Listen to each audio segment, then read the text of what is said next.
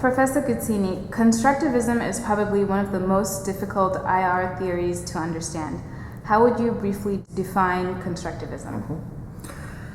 I don't think it's that difficult, but it depends on how you conceive of theories. If theories are ready-made instruments to be used for policy making, then constructivism is usually not on that level. It's on the level of the observer. It looks at the international system as if you were looking at a zoo, so to speak.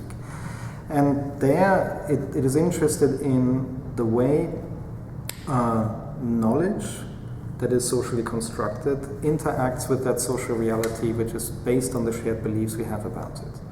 Now, that doesn't mean that material factors don't come in. They do come in. It doesn't mean that therefore the world will be very peaceful or whatever. Quite to the contrary, constructivists are extremely, these days I believe at least, extremely nervous about international affairs exactly for these kind of struggles of recognition, struggles of identity, clashes.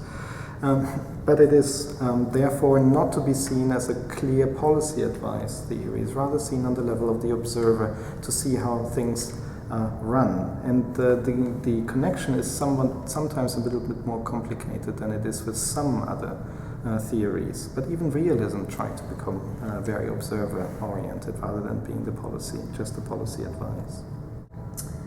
What are some of the other criticisms of constructivism? I think the difficulty with constructivism, or there are many, as a scientist, I think the major trouble is the empirical use of it. Not that it cannot be used, but just the difficulty of it. Because the type of methodologies you might need are informed by linguistics for discourse analysis, might be informed by ethnography for the more, for the participant observation type of analysis.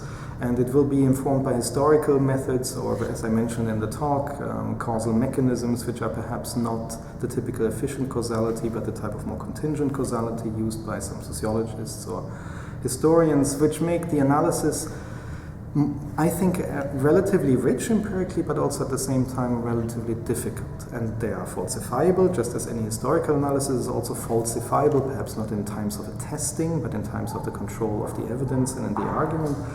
But the argument is not always necessarily easy to be produced. Many constructivists have become more of a historian over time for that as well. Lastly, Professor Guzzini, how does constructivism differ from realism? Well, it differs in its ontology, i.e. that it usually assumes a more ideational ontology than realists usually do. It also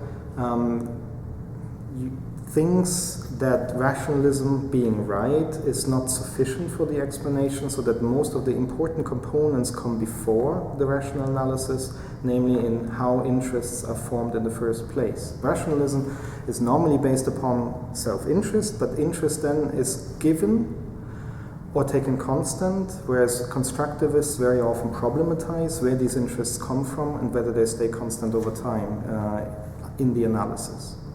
Thank you very much, Professor Guzzini. Welcome.